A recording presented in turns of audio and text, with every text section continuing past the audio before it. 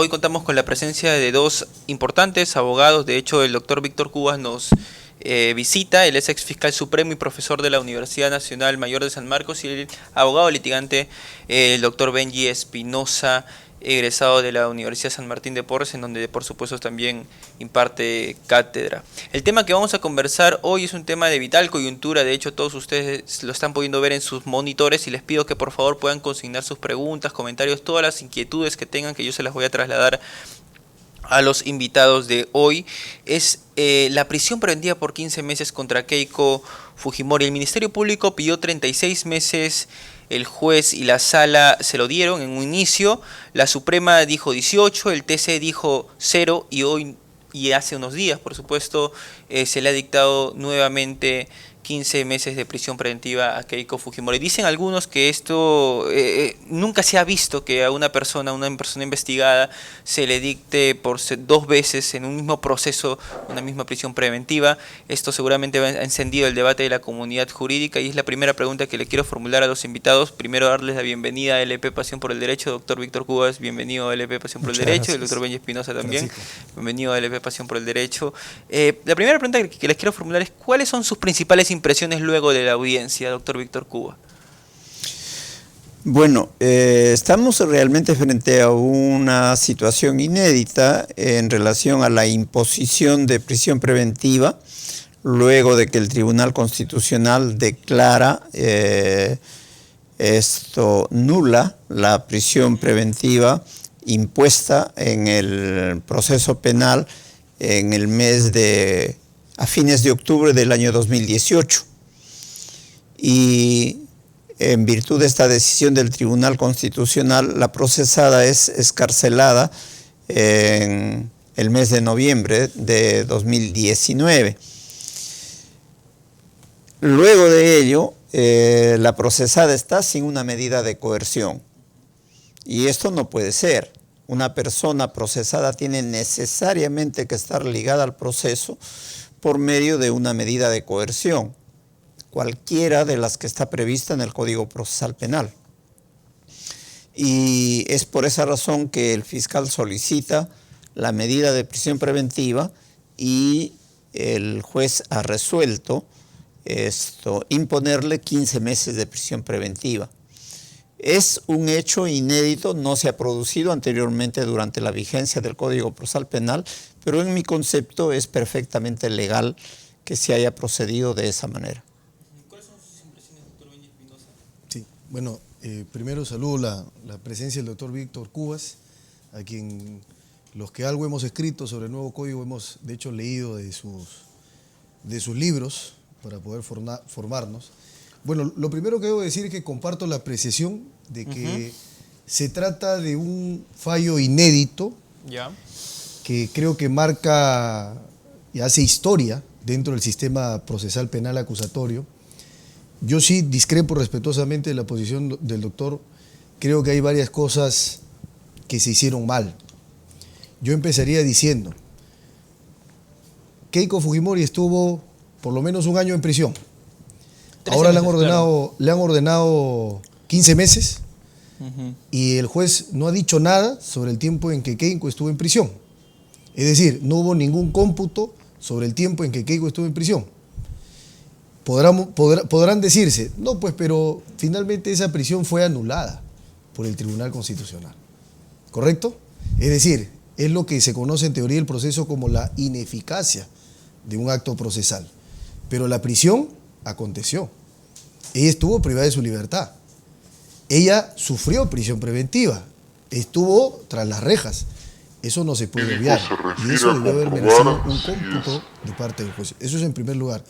Y en segundo lugar, y luego seguramente con las preguntas profundizaremos las líneas del debate. En segundo lugar es el tema de: ¿está bien que se haya ordenado una nueva prisión preventiva?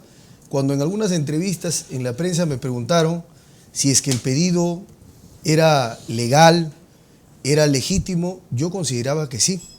Porque, ojo, la nulidad de la sentencia del Tribunal Constitucional, que se dio por mayoría 4-3, solo alcanzaba a las resoluciones del Poder Judicial. Vale decir, la casación la resolución de la sala Zaguanay y el auto del juez Carguancho. Nada más.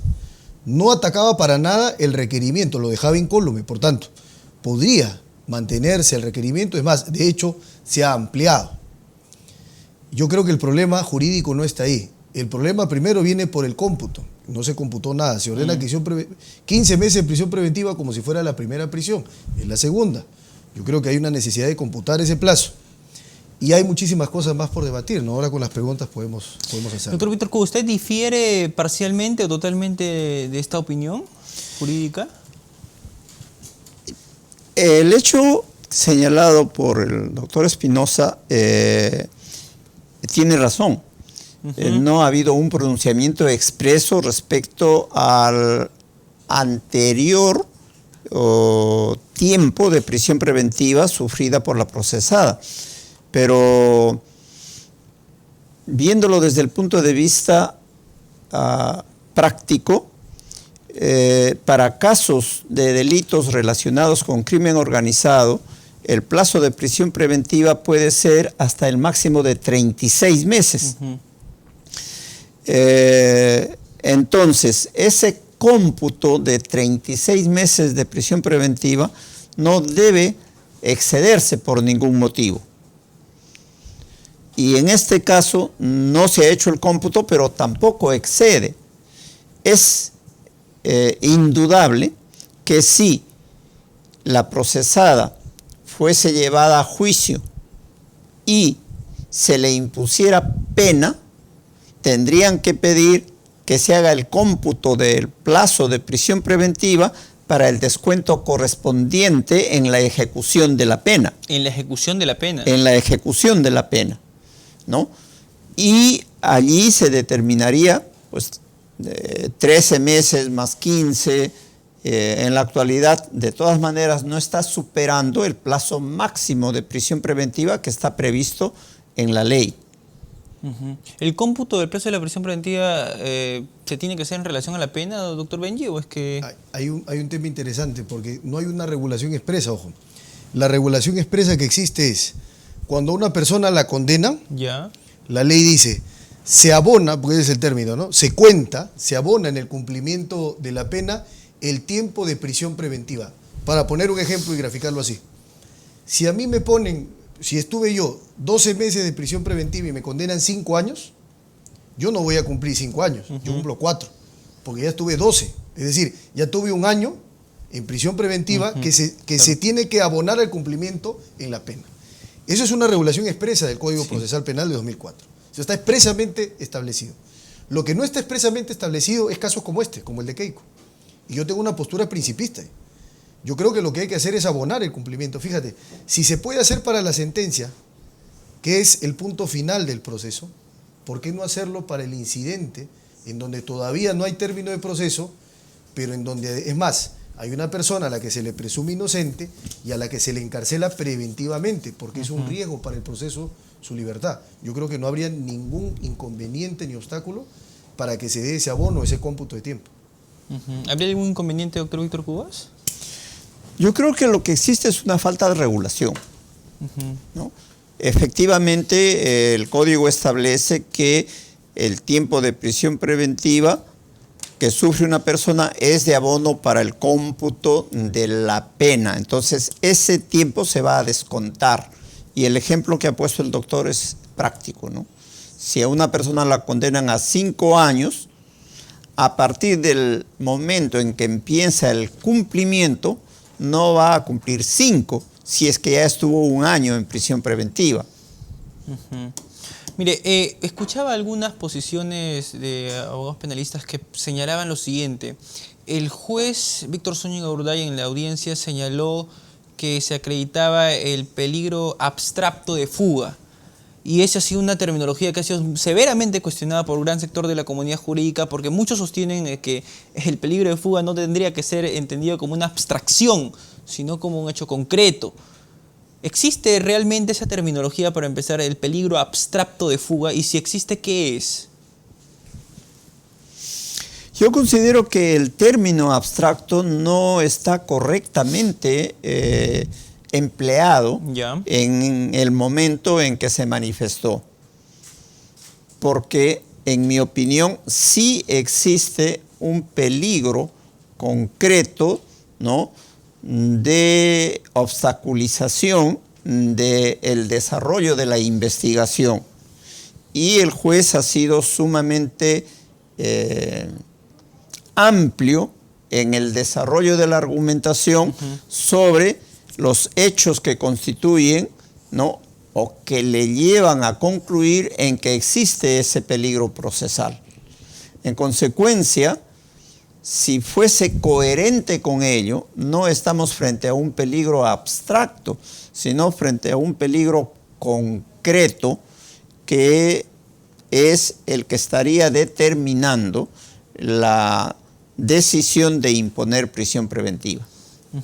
Doctor Benji, ¿existe esa terminología peligro abstracto de fuga? ¿Fue un desliz del juez? Yo diría que más que desliz, creo que la afirmación del magistrado, y luego con mucho respeto, creo que es un concepto antijurídico. Hablar de peligro abstracto de fuga es hablar de algo contra lo que se ha venido pronunciando de manera uniforme la jurisprudencia de la Corte Interamericana. Pongo un ejemplo nada más. El caso Chaparro Álvarez y Lapo Íñiguez contra Ecuador marca una pauta respecto de lo que debe entenderse por peligro procesar al momento de imponer o analizar un pedido de prisión preventiva. Y la Corte ha sido clara, la Comisión lo ha compartido en sus 2 informes que ha dado. El peligro tiene que ser real y debe ser concreto. No puede ser abstracto ni fantasioso. Entonces, eso del peligro abstracto, insisto, es primero un concepto antijurídico. Pero vamos a situarlo en el contexto en el que lo ha establecido el magistrado. El magistrado, ¿por qué habla de peligro abstracto? Por una razón, porque él dice, yo ya determiné que hay graves y fundados elementos de convicción. En la prognosis de pena hay más de 15 años, que si a mí me tocara ser juez de juicio, yo le pondría más de 15 años a Keiko Fujimori. Cuando entra al tercer análisis y analiza peligro de fuga, dice, hay un peligro abstracto, ¿por qué? Porque por regla de la experiencia, por sentido común, dice el magistrado, una persona que le van a condenar a 15 años muy probablemente va a fugar. A eso se refiere cuando habla de peligro abstracto. Pero no debió haber utilizado ese término, debió haber utilizado lo que llama el código. El 269 habla gravedad de la pena como criterio de peligrosismo de fuga. O sea, lo que hace el juez Víctor Zúñiga Gorday es valorar su análisis en función a los elementos de comisión que se acreditan en el primer presupuesto. ¿No estaría implícitamente contemplando el primer presupuesto como el más importante para dictar una prisión preventiva? Es que los presupuestos que van a determinar la imposición de la prisión preventiva tiene que vérselos copulativamente, no aisladamente, ¿no? En el análisis que ha hecho va por el primer presupuesto y considera que sí está acreditado. En cuanto al segundo presupuesto también está acreditado y en función de esos mismos argumentos saca la conclusión de que se acredita el peligro procesal que conlleva la imposición de la prisión preventiva. Yo le hago esa pregunta, doctor, porque yo le he trasladado esa misma pregunta a algunos fiscales y abogados defensores y he notado un patrón, ¿no? Muchos fiscales me dicen que el presupuesto, bueno, antes del acuerdo plenario me lo decían muy seguido, que el presupuesto más importante para dictar una prisión preventiva es el primer presupuesto, el de graves y fundados elementos de comisión de la comisión de un delito, no el tercero.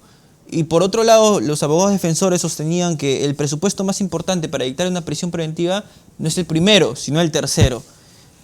La pregunta es esta, implícitamente al analizar una prisión preventiva, el fiscal Víctor Zúñiga Gorday, en función a los elementos de convicción que presentó el Ministerio Público en el primer presupuesto para concretar o tomarlo en cuenta en el tercero, no estaría implícitamente entendiendo y contemplando el primer presupuesto como el más importante para dictar una prisión preventiva, cuando ya la Suprema ha dicho en el último acuerdo plenario de que el presupuesto más importante para dictar una prisión preventiva es el peligro procesal. Yo estoy completamente de acuerdo en que el presupuesto determinante para imponer la prisión preventiva es el peligro procesal. Porque podrían darse los otros 2 presupuestos y podría, en algún caso, el juez no imponer prisión preventiva si es que determina de que no hay indicios suficientes que le lleven a concluir que hay peligro procesal y en consecuencia no impone la prisión preventiva. Y siempre durante la vigencia del Código Procesal Penal se ha sostenido con razón que lo que determina la imposición de una prisión preventiva es el peligro procesal en cualquiera de sus dos manifestaciones. ¿Cuál es su posición, doctor Beña Espinosa? Sí, yo concuerdo contigo, Francisco.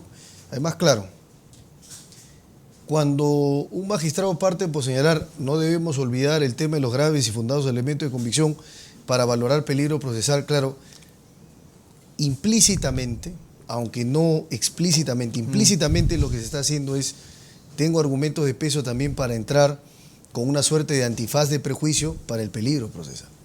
Yo creo que lo más grave que pasa acá es que se confunden dos planos, en el caso del magistrado. Confunde el plano deontológico con el ontológico, es decir, el deber ser y el ser. El deber ser ha sido recogido por el epítome que está constituido en el Acuerdo Plenario 1/2019.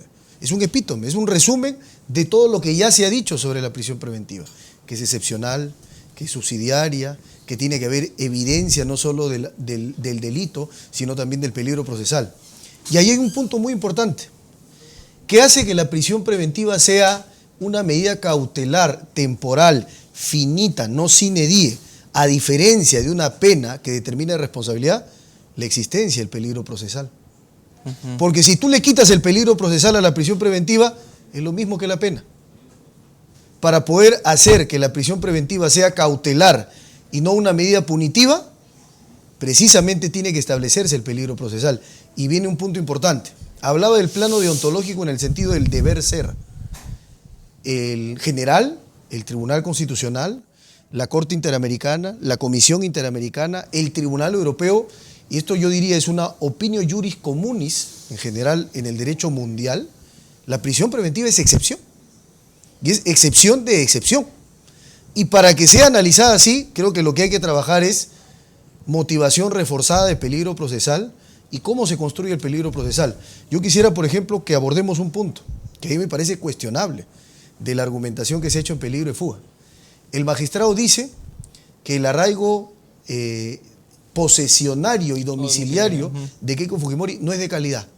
¿Y cuál es su argumento? El argumento es el siguiente. Keiko Fujimori percibe más o menos 11.000 soles al mes. Tiene un crédito de $1.500 que hace más o menos 5.000 soles, casi la mitad de lo que percibe. No estamos contando el dinero de Mark Vito, que es su esposo, dice. Entonces, a ver, revisados los registros y conforme la evidencia presentada por la Fiscalía, no tiene casas, no tiene departamentos y solo tiene una camioneta. ¿Y qué dice el magistrado?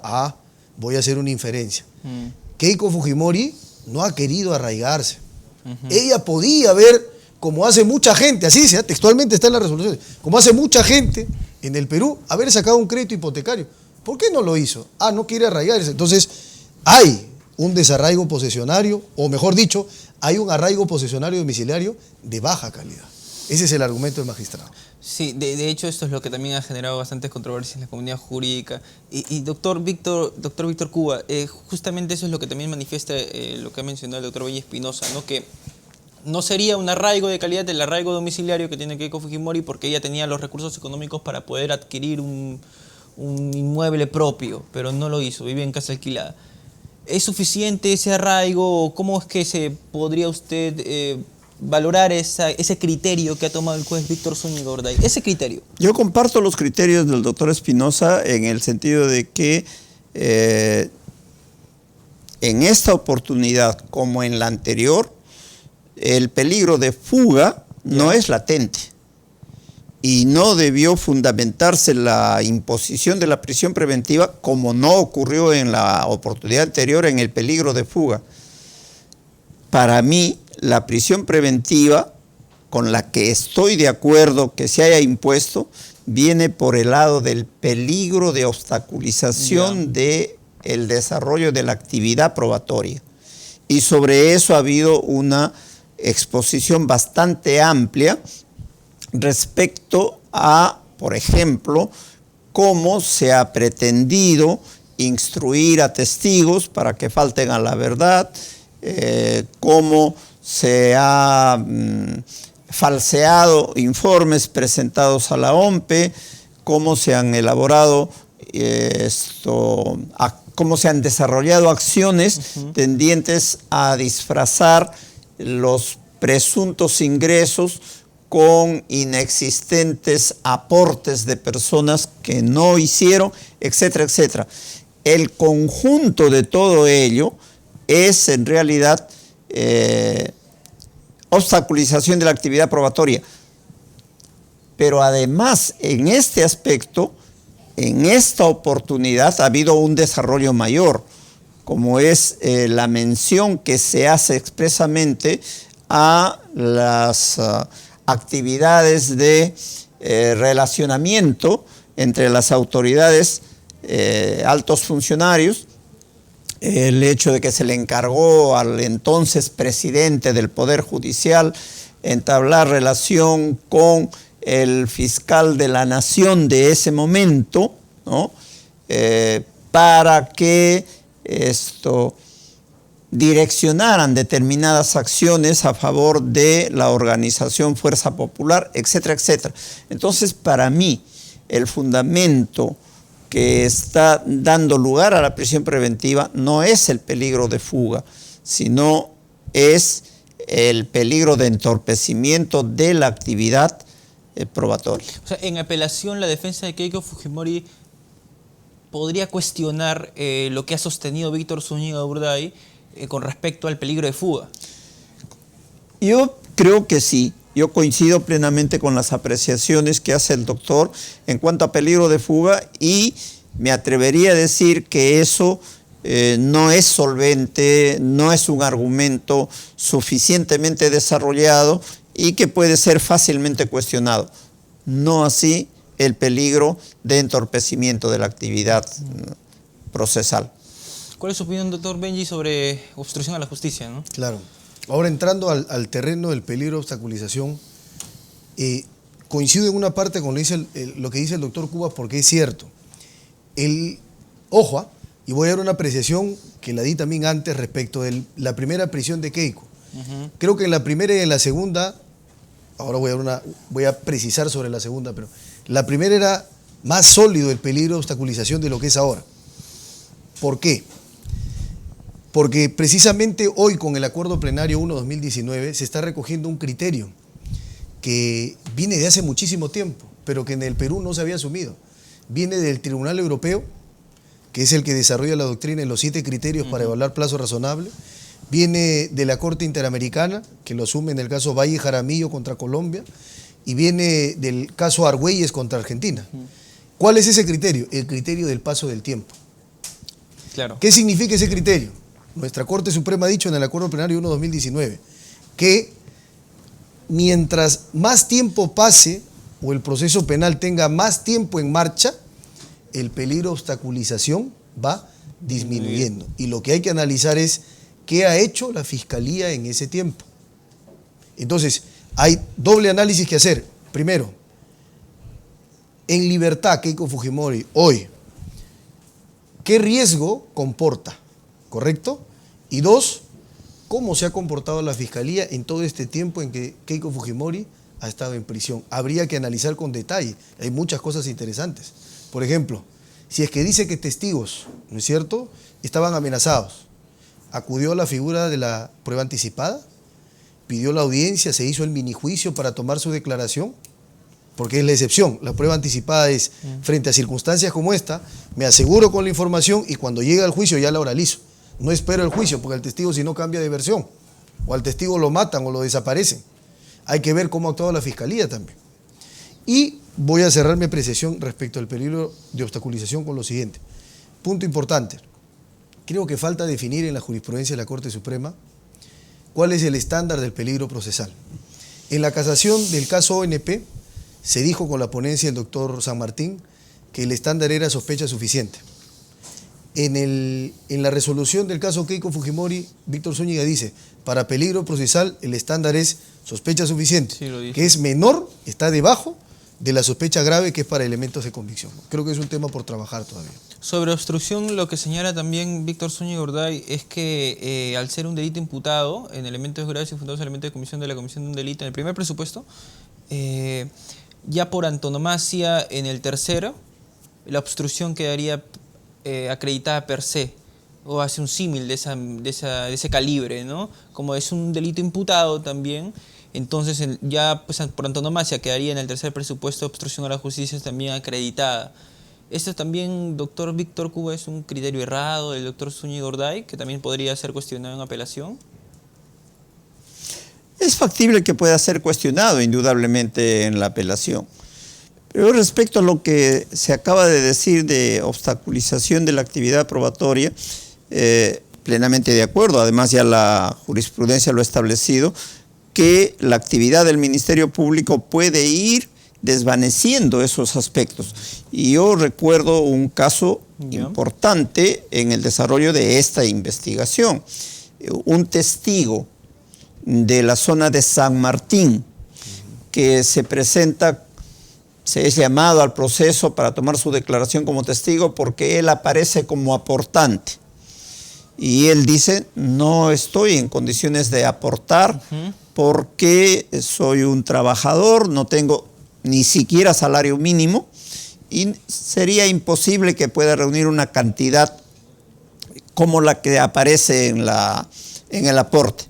No recuerdo el nombre de este testigo, pero el hecho concreto es que el fiscal José Domingo Pérez pidió la declaración de esta persona y se desarrolló como prueba anticipada. Entonces, por lo menos ahí hay un acto de prueba anticipada.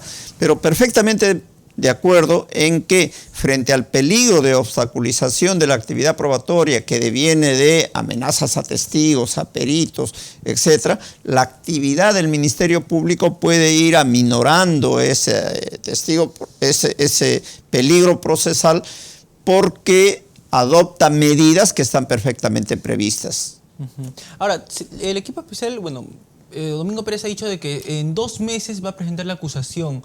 Pero lo que se viene sosteniendo también es de que no se ha pedido ninguna pericia, y una pericia aproximadamente tarda 7 meses, 6 meses en poder realizar una pericia. Por lo tanto, muchos deducen de que la acusación no se va a poder presentar en estos 2 meses. A la luz de su experiencia, de ambos, por supuesto, ¿cuál es su apreciación respecto a ello? Porque se dice que la prueba reina en el delito de lavado de activos es una pericia, ¿no? ¿Qué opinan ustedes, doctores? Estoy de acuerdo con que es importante y la prueba pericial es no solamente importante, es imprescindible para uno de estos casos. No se realiza una pericia.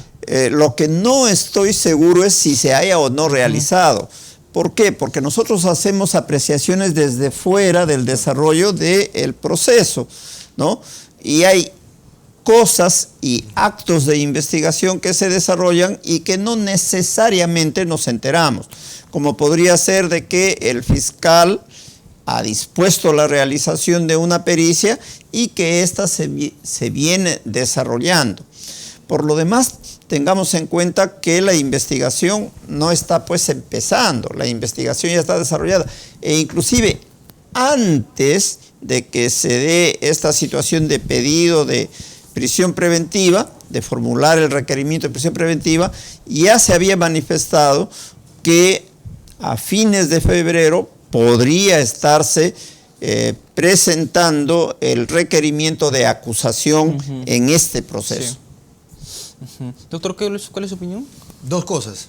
A ver, lo primero que diría, y voy a aprovechar algo que yo lo he planteado académicamente en un trabajo que publiqué hace un par de años.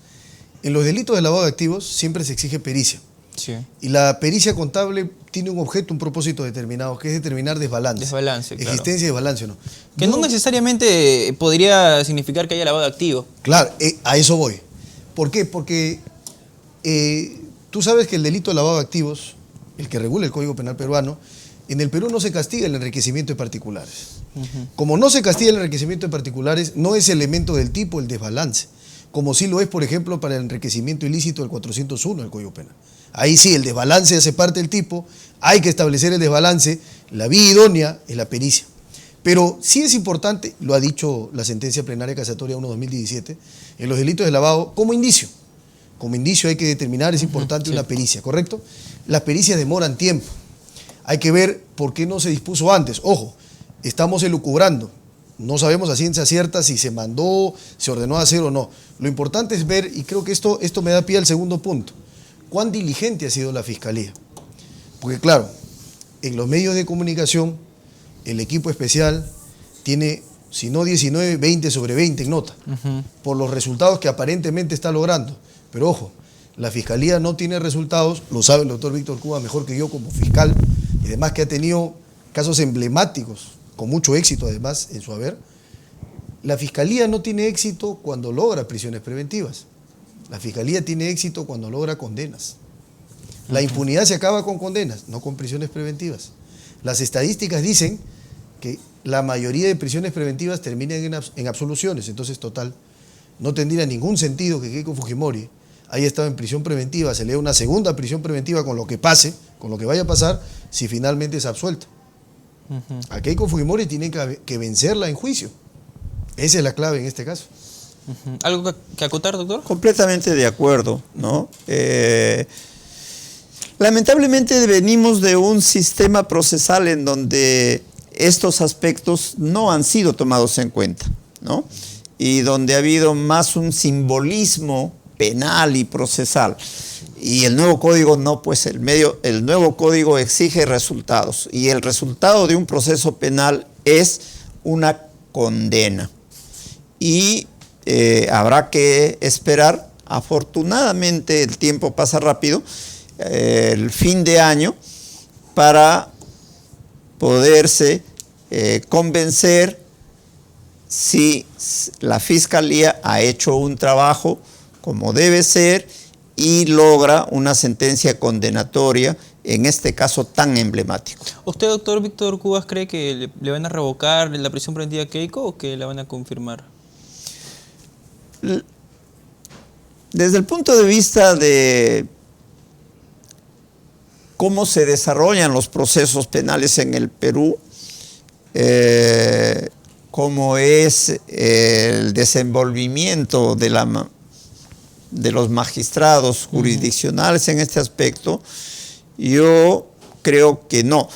Pese a que inicialmente y en una entrevista mostré mi opinión de que consideraba que no iban a aplicarle prisión preventiva en esta segunda oportunidad a la señora Fujimori. Después de haberse dado lectura al auto del doctor del juzgado del doctor Zúñiga, del juzgado de investigación preparatoria, yo creo que hay una suficiente fundamentación y que no se va a revocar la prisión preventiva ya dispuesta. Ahora, el último acuerdo plenario 1/2019 sobre prisión preventiva en el fundamento 60, que es un fundamento controvertido, por cierto, señala que cuando se fije el plazo de prisión preventiva frente a una persona políticamente activa, se debe extremar cuidadosamente la fijación del plazo, ¿no? Este fundamento ha sido cuestionado muchísimo porque algunos sostienen que es discriminatorio, porque ¿por qué tendrías que extremar cuidadosamente el plazo cuando se trata de una persona políticamente activa y por qué con una persona que no ejerce la política no tienes que ser cuidadoso con el plazo que se le imponga, ¿no? Pero mi pregunta va por otro lado. ¿Ustedes creen de que se ha cumplido con el fundamento 60 al imponerle 15 meses de prisión preventiva a Keiko Fujimori, una persona que por supuesto ejerce la política?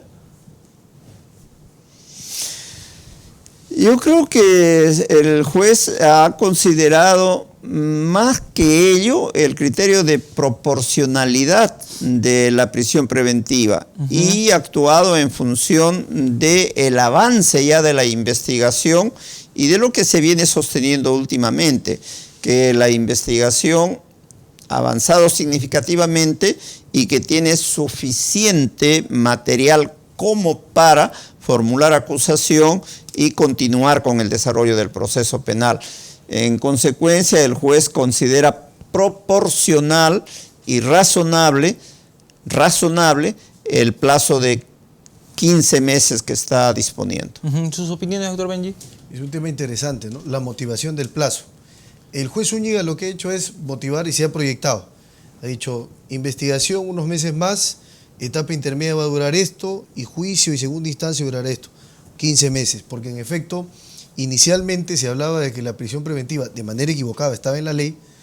El código decía que lo que se protege es la investigación, y esa es una concepción equivocada. La prisión preventiva como medida cautelar protege el proceso, no una parte del proceso, sino todo el proceso. Yo creo que el problema, porque si me preguntases mi opinión sobre la resolución del doctor Zúñiga, yo estoy en contra. Respetuosamente, hay muchísimas cosas para discurrir, sustentar. Creo que una de las principales es la motivación que tiene en el peligro de fuga. Y como me ha dado la razón el doctor Cubas, en efecto, el hecho de motivar con suposiciones y conjeturas en realidad significa un descrédito de la resolución del magistrado. Y lo es porque si la doctrina habla a través de los libros y artículos, los jueces hablan a través de sus resoluciones. Y esa resolución deja mucho que desear en la motivación. Me refiero precisamente al tema del peligro de fuga. Yo no podría, por ejemplo, el doctor Zúñiga dice hay que ver todo, hay que ver el caso como un todo. Entonces, graves y fundados también afectan en el peligro procesal porque no son compartimentos estancos. Eso es lo que nos quiere decir. Yo diría lo mismo. Si se ha equivocado tan groseramente en materia de la motivación del peligro de fuga, ¿por qué habría de darle crédito en los demás? Ahora, y viene un tema interesante también, la metodología. ¿Era necesario demorar tanto para dictar una resolución de prisión preventiva? Escuché por ahí en los medios de comunicación, algunos decían que es un caso grave, es un caso complejo, y el tiempo razonable se fija en función de esos criterios. Yo creo que es innecesario, primero, creo que el caso Keiko Fujimori representa, luego del Acuerdo Plenario 1/2019, un desafío a los estándares que se pretendieron fijar en materia de dirección judicial de audiencia de prisión preventiva. ¿Qué se dijo en el Acuerdo Plenario 1/2019? El juez no es convidado de piedra, como Tirso de Molina en su libro habría sostenido. El juez dirige el debate, y dirigir el debate significa darle tiempos. Sí. Cada uno, fiscal, defensa, se ha despachado como quiera sobre sus tiempos, se ha hablado sobre muchas cosas que ni siquiera son jurídicas y a veces hasta ataques personales. Pero ¿quién lo ha propiciado? El magistrado. El juez ha debido dirigir, dar tiempos razonables, cortar, en 2, 3 sesiones máximos, acabar con esto. Yo recuerdo un caso en Estados Unidos. Se juzgó una mafia, un juicio, se juzgó una mafia que tenía a procesados de 4 países. En 2 semanas se acabó, de manera concentrada. ¿Cuánto tiempo ha llevado la audiencia de prisión preventiva contra una persona? Lo peor, leer 8 horas o 7, que es lo que ha demorado el juez para dictar su resolución. ¿Es necesario eso? ¿Para qué existe la síntesis, la lectura resumida del fallo? Los principales considerandos, la decisión y ya está. Finalmente, a quien le interesa impugnar no es a la sociedad. La sociedad conoce el proceso porque es público, la audiencia es pública. Quien le interesa impugnar es a la defensa de Keiko Fujimori, a la propia Keiko Fujimori. Una síntesis de los argumentos, la resolución y ya está. No es necesario. Yo creo que es criticable la manera como se ha llevado la audiencia de prisión preventiva. Yo creo que hay ahí algunas falencias en la metodología de dirección de audiencias. Doctor, a la luz de su experiencia, creo que usted es una persona autorizada. ¿Cuántas audiencias ha estado presente para comentar si es que realmente... En realidad mi mayor experiencia no es en Código Procesal Penal.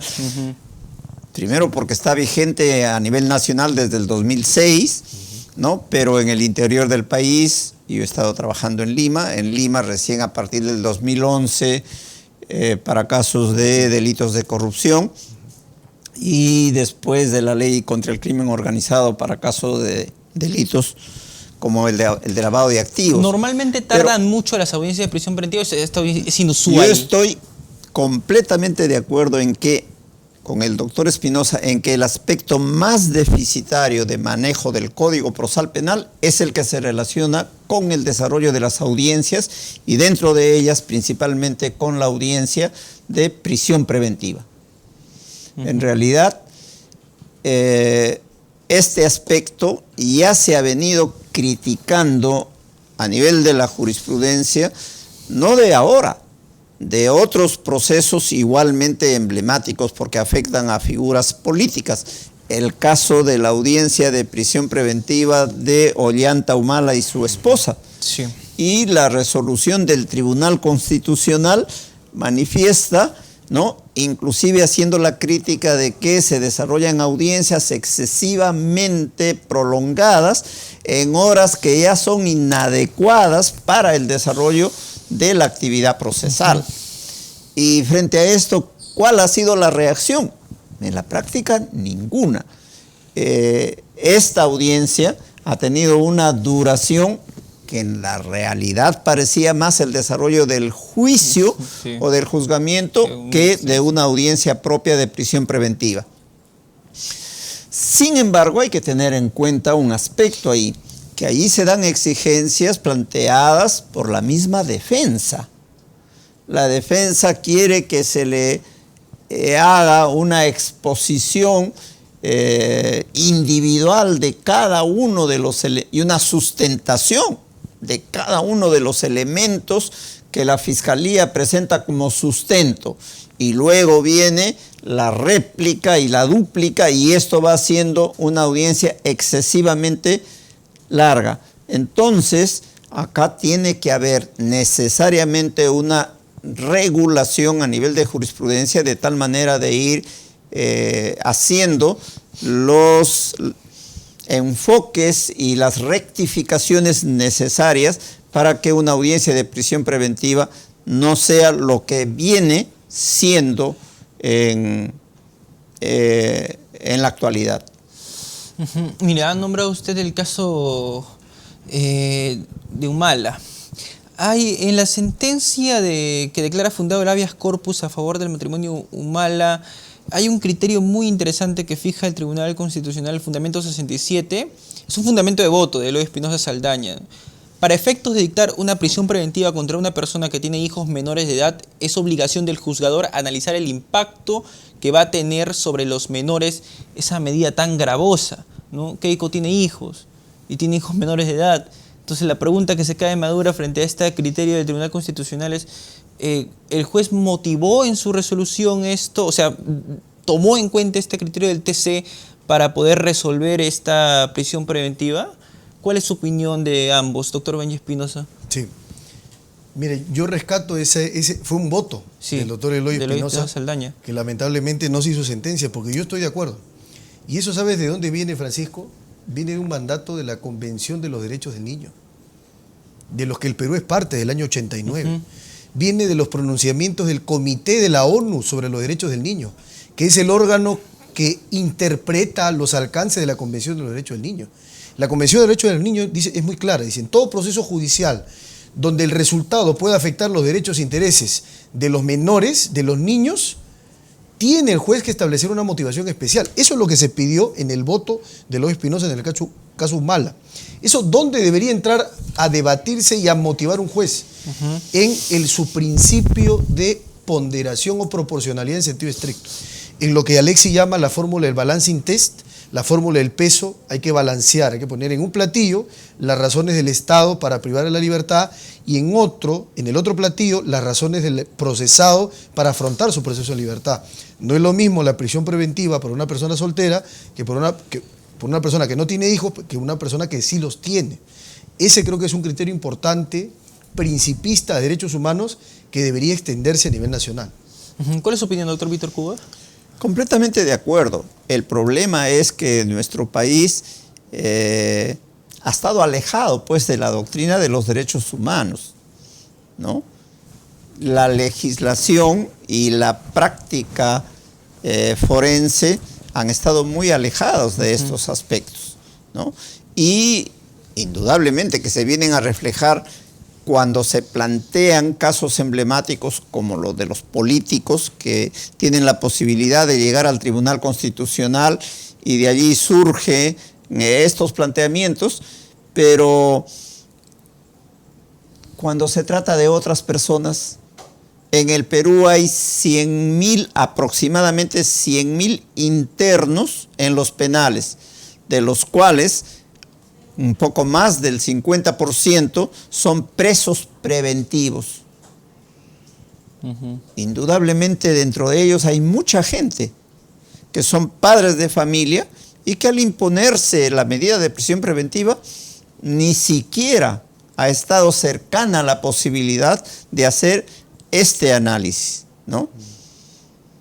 En consecuencia, los déficits que tenemos nosotros en cuanto a respetar la doctrina de los derechos humanos son realmente muy grandes. Mira, hay un comentario de un seguidor, se los voy a trasladar a ambos. Keiko está en peor situación que cuando el Tribunal Constitucional reconoció que no debió estar en la cárcel por 13 meses. El juez, al considerar que procede los 15 meses de prisión preventiva, no puede hacer, nos dice este seguidor, como si los meses pasados no existieran, porque la Fiscalía tuvo derecho a investigar en ese lapso. Hoy es Keiko, mañana puede ser cualquiera de nosotros, ¿no? Dice este seguidor. ¿Algunos comentarios que quisieran añadir a esto? Yo tengo uno muy particular. Mira, si nosotros revisamos, por ejemplo, el artículo 8º, numeral 3 del título preliminar del Código Procesal Penal, en el acápite de legitimidad probatoria se ha introducido algo que en realidad es de la teoría general del derecho, teoría de los actos propios. ¿Qué dice? Dice, ninguna regla de garantía constitucional establecida a favor del imputado puede hacerse valer en contra de él o en su perjuicio. ¿Qué cosa significa eso? Significa que una garantía, debido proceso, derecho de defensa, derecho a la prueba, motivación, plazo razonable o tiempo en que una persona ha venido privada de su libertad, si esa garantía se establece a su favor, no puede utilizarse en su contra o en su perjuicio. Eso significa para estos efectos del caso Keiko Fujimori lo siguiente. Significa que no puede hacerse como si nada hubiese pasado antes. Se anuló, entonces Keiko nunca estuvo presa. ¿Y el más de año que estuvo en Santa Mónica? ¿O en Chorrillos, donde estuvo? Nunca pasó. Esos más de 12 meses que estuvo en prisión nunca ocurrieron, nunca acontecieron. Eso debió haber sido sopesado por el magistrado. Y creo que esa es una herida mortal en su resolución. Yo, por ejemplo, creo que la sala va a revocar la resolución del magistrado. Yo no soy fujimorista. Nunca he defendido a Keiko, ni a su papá, ni a ningún familiar. Hoy, en mi estudio, no defiendo ningún caso que pudiera decir el doctor Benji tiene interés. Ninguno. Conozco a Juliana Loza, que es su abogada. Sé que es una profesional de calidad A1. Al doctor Domingo Pérez no lo conozco. Yo no hablo por compromiso con alguien. Pero yo digo, jurídicamente, creo que esta decisión del magistrado, y vamos a hablar, utilizo tus términos, Francisco, casos como este ponen en escaparate y en vitrina, y utilizando también los términos del doctor Cubas, estos casos emblemáticos visibilizan las grandes taras y los grandes problemas que tiene el sistema de justicia penal. Y es cierto lo que dice el usuario, o sea, hoy es Keiko, mañana podemos ser cualquiera de nosotros, porque eso pasa con el brazo de la justicia, ¿no? O sea, el leviatán no para, hay que tener mucho cuidado. Doctor Víctor, ¿se debió tomar en cuenta los 13 meses de prisión preventiva en la que estuvo Keiko Fujimori? Ahí yo creo que hay errores que vienen de la misma actuación del Tribunal Constitucional y de la actividad de presión que se hizo para que el tribunal viera este caso dejando de lado otros casos. Entonces, mi concepto acá pues diríamos que una persona ha ido por lana y ha salido trasquilado. Y en realidad el beneficio, si así se le puede llamar, logrado con la resolución del Tribunal Constitucional, a la postre no constituye ningún beneficio y por el contrario le está perjudicando, porque de no haberse declarado fundado su recurso, alcanzaba la libertad en cumplimiento del plazo de prisión preventiva en abril próximo y ahora va a estar hasta abril, pero del año 2021. En consecuencia, creo que acá lo que se da es una situación completamente inédita, pero que es consecuencia de un conjunto también de irregularidades atribuibles a la persona procesada. Y no me alegra que una persona esté en prisión preventiva, de ninguna manera, menos que una persona que tiene hijos menores de edad esté en prisión preventiva. Lo que ocurre es que estamos frente a un caso en donde ha habido una sucesión de comisión de actos presuntamente ilícitos y frente a los cuales no ha habido acción alguna. Pero, doctor, ¿no se está dejando entrever el mensaje de que te castigamos por ir al TC con más prisión preventiva? ¿No debió cuidar tal vez el juez Víctor Zúñiga Urday ese detalle? No, yo creo que no, porque la resolución que está dando es consecuencia de un requerimiento y la actuación jurisdiccional se está dando dentro de los marcos legales establecidos. El juez ha sido, en mi opinión, escrupuloso en el análisis de cada uno de los temas que corresponden a la discusión para imponer una prisión preventiva, aunque no dejo de reconocer que hay falencias en la resolución señaladas ahora mismo y que indudablemente eso va a ser visto en la audiencia de apelación. Pero son experiencias que se están dando y que obedecen a una coyuntura especial de cómo se han presentado los acontecimientos.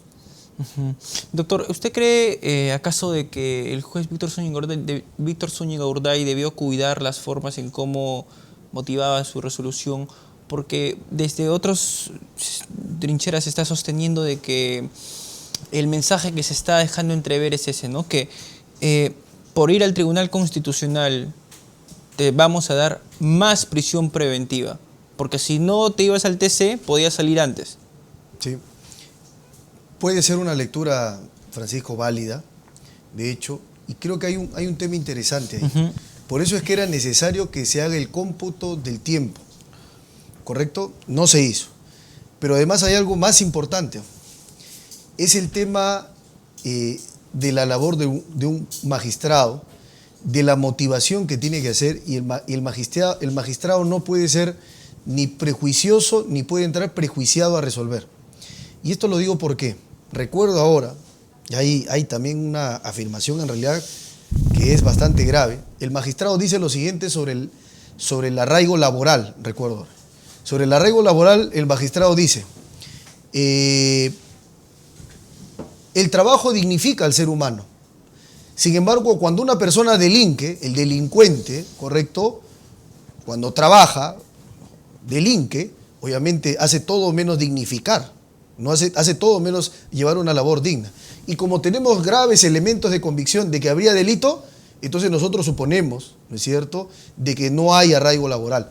Ese argumento está en la resolución también, es grave.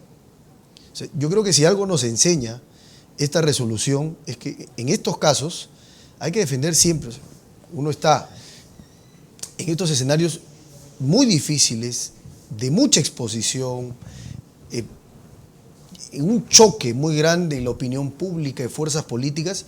Yo creo que hay que ser muy pulcros en la resolución. Creo que el magistrado Zúñiga no lo ha sido. Creo que es un magistrado con buenas intenciones. Sin embargo, mi percepción es que tiene un talante autoritario y lo manifiesta en decisiones como esta. Yo todavía no he tenido ninguna audiencia en su juzgado.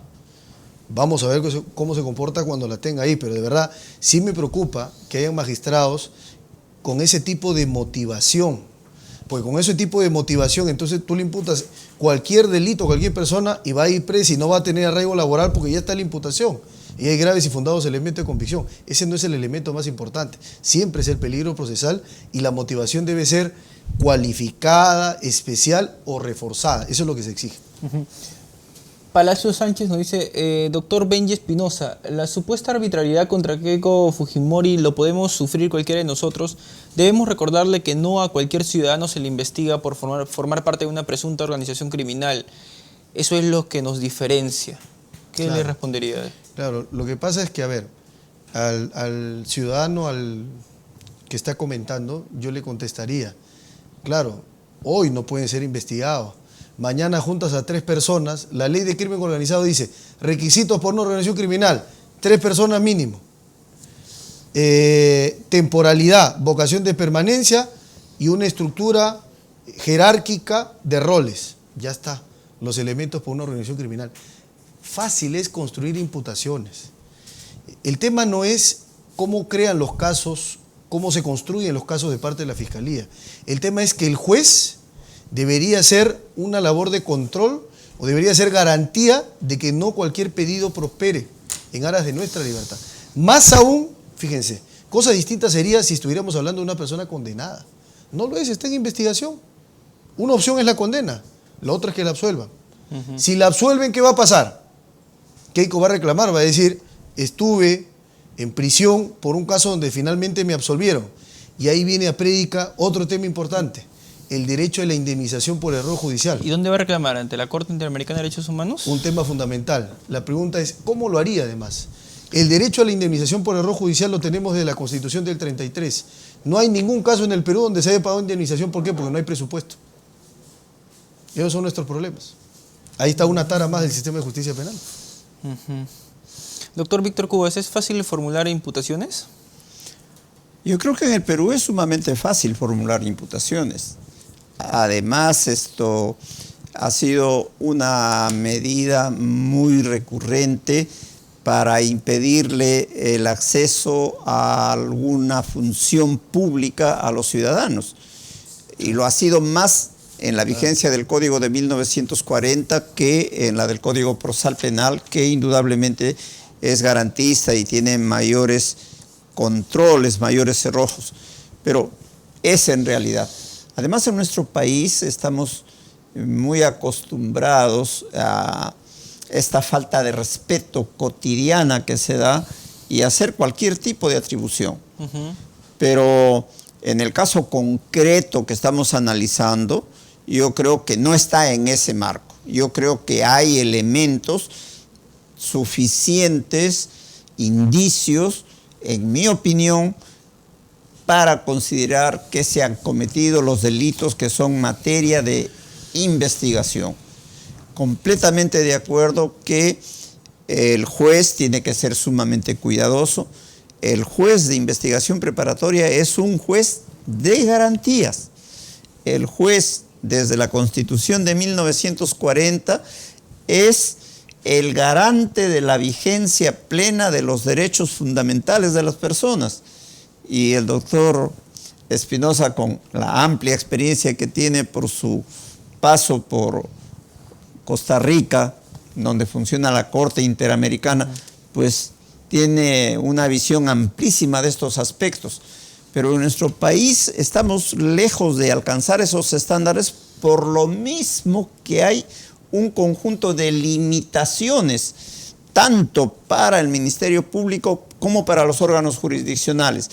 Sin embargo, esto no debe ser una justificación, porque la aspiración debe ser a llevar un proceso dentro de los marcos que se denomina debido proceso, un respeto a las garantías constitucionales del proceso penal, ¿no? Y allí los jueces evidentemente que tienen un rol sumamente importante. Sin embargo, yo lo he dicho públicamente, en nuestro país la reforma procesal penal viene desarrollándose también pues con algunas carencias, con algunas falencias, porque hay algunos casos en los que jueces instructores que venían, digamos, imbuidos de una actitud netamente autoritaria, de un momento al otro han pasado a ser jueces de investigación preparatoria. Es decir, Sí, eso es muy cierto.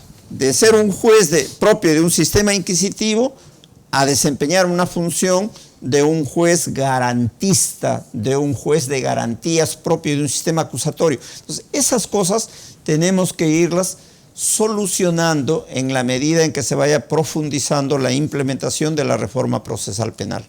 Claro, porque los paradigmas no cambian de la noche a la mañana. Pues. Así es. Así es. La abogada Juliana Loza ha dicho que se va a ir hasta cortes internacionales y bueno, la pregunta que yo me hago es, ¿no tarda mucho un proceso en una corte internacional? La Corte Interamericana de Derechos Humanos no es larguísimo un proceso. Sí. Entonces es una estrategia totalmente eficiente, ¿no? ¿Habrá sido una declaración para satisfacer la necesidad de los medios de comunicación, tal vez? Pero es que ahí hay un tema interesante, si me permite, doctor Cuba. El sistema interamericano tiene dos órganos, que es la Comisión Interamericana y la Corte. La comisión que funciona en Washington, D.C., y la Corte de Costa Rica.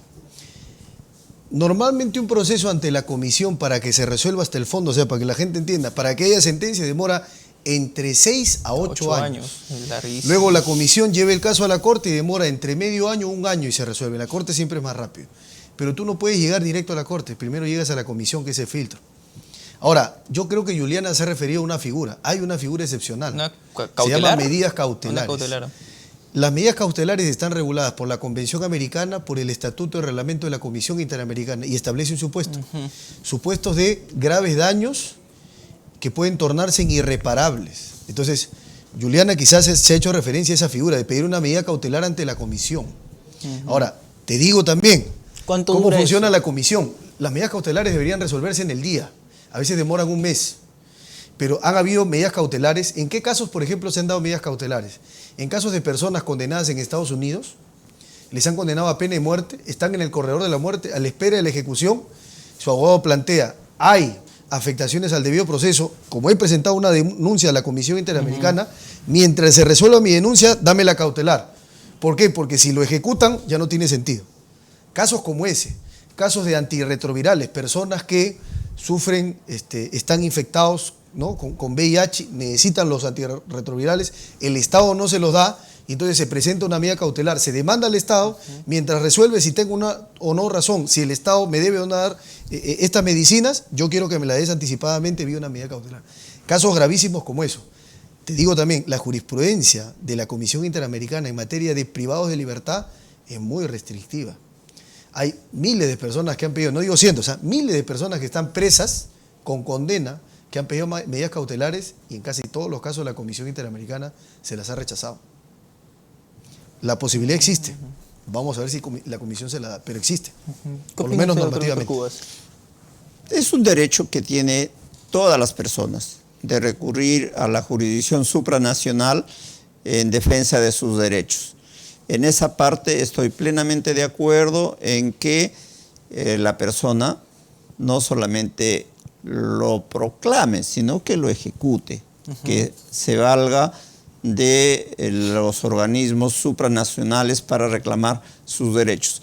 En lo que no estoy de acuerdo es, y me causa un poco de malestar y me da la impresión de una amenaza, es vamos a recurrir a los gobiernos y hemos encomendado que vayan a poner una queja ante el gobierno americano. Nos olvidamos de que los estados son soberanos y que los gobiernos no tienen que hacer, no tienen ninguna atribución en relación a estos temas. Hay, sí, órganos especializados, en el caso para el sistema americano, la Comisión y la Corte Interamericana, a los que tienen perfecto derecho a recurrir en defensa de los derechos que consideran que están siendo materia de vulneración. Nos hacen una pregunta, la pregunta final de esta entrevista. ¿Por qué cree que Keiko Fujimori se presentó en la audiencia de la lectura de la resolución que le dicta prisión preventiva? ¿No será porque es una estrategia para ir ante la Corte Interamericana de Derechos Humanos y pedir una reparación civil? ¿Puede tomarse eso como una suerte de estrategia? A ver, primero, de hecho que es estrategia de la defensa. Pero algunos dicen que es una estrategia para la apelación. Es una estrategia para la apelación y para todo lo que vaya a intentar su defensa. ¿Por qué? Porque presentarte a una audiencia en la que no estás obligada a ir, esa es la primera premisa, las personas no están obligadas a ir a la audiencia de prisión preventiva. Solo se instala y se desarrolla con su defensa. Si vas, es porque muestras lo que se llama buena conducta procesal. Ese es un punto importante. La mayoría de resoluciones de prisión preventiva que rechazan no están valorando conducta procesal positiva. La negativa sí. Conozco de varias resoluciones que dicen el imputado no está acá. Aun cuando no sea una obligación venir a la audiencia, pero no está acá, me huele mal, intuyo mal, ¿no? El hecho de que venga debería ser considerado positivamente. El tema es que el magistrado no lo ha hecho así. ¿Cuál es su opinión, doctor Víctor Cubas? Completamente de acuerdo, pero con un añadido más. Yo creo que el no presentarse a la audiencia, aún sabiendo ya de que iba a ser sujeto de prisión preventiva, la prueba es que llevó un video grabado, ¿no?, en donde dice: el juez ha decidido mandarme a prisión preventiva, etcétera, etcétera, y expone todos sus argumentos. Es un acto ineludible, porque el no haberlo hecho o el haber pretendido sustraerse hubiese sido utilizado en su contra, diciendo que esa es la manifestación para sustraerse de la acción de la justicia. De tal manera que abona a su conducta procesal el hecho de que se presente a la audiencia aún sabiendo. Y esto no es inédito. Lo hizo Humala con su esposa en la audiencia, en que también no estuvieron presentes, pero al final, conforme va avanzando el desarrollo de la audiencia y van deduciendo que la decisión judicial va a ser de imponer la prisión preventiva, se presentan y desde la sala son conducidos a la dependencia del Instituto Nacional Penitenciario para esto que se los no solo asigna. Es un gesto político, ¿no? Es un gesto que también va a tener repercusión en la apelación y ante la Indudablemente. instancia que ella recurra. Sí. Ahora, lo cierto es que los que conocemos un poco de derecho, ¿no?, al escuchar la audiencia estábamos esperando todos expectantes el tercer presupuesto, porque sabíamos que en la resolución ya podíamos detectar si es que se le dictaba o no prisión preventiva. Y en el tercer presupuesto, cuando el juez Víctor Zúñiga Urday comienza a leer de su resolución, uno ya podía percibir de que sí, en efecto, se le iba a dictar una prisión preventiva. Y justo en ese momento, Juliana Loza tuitea de que Keiko, su cliente, estaba viniendo camino a la audiencia, ¿no? O sea, yo puedo sospechar, puedo concluir de que Keiko también estaba esperando la lectura del tercer presupuesto para saber si es que se le dictaba o no una prisión preventiva. Sus últimas impresiones, doctores, ha sido muy grato tenerlo aquí con toda la comunidad jurídica. Tenemos una alta audiencia. Quisiera quedarme comentando más de esta resolución con ustedes, pero tenemos que terminar. Sus últimas impresiones sobre esta resolución que le dicta 15 meses de prisión preventiva a Keiko Fujimori y doctor Benji Espinosa. Sí, bueno, primero que ha sido un honor, un placer compartir esta tertulia jurídica contigo, Francisco, y con el doctor Víctor Cubas. Yo estoy en desacuerdo con la decisión, con el fondo y con la forma con que se ha dado. Ya he expuesto mis argumentos, he expuesto las razones del fondo y la forma también he criticado respecto de la dirección de audiencias del magistrado. Pero creo que estos casos, sobre todo estos casos donde hay tanta presión sobre el juez para imponer prisión, es la verdad. La presión es para que imponga prisión. Creo que se muestra también el nivel de independencia que tienen los magistrados. Los romanos con razón decían, y eso está inscrito en todos los tribunales americanos, cuando uno va a Estados Unidos, en los tribunales hay una frase en latín que dice fiat justitia et perea mundus, que quiere decir en castellano que se haga justicia aunque el mundo perezca, aunque el mundo caiga abajo, aunque el mundo se desplome, hay que hacer justicia. Esa es la labor del magistrado. Doctor Víctor Cubas, sus impresiones finales.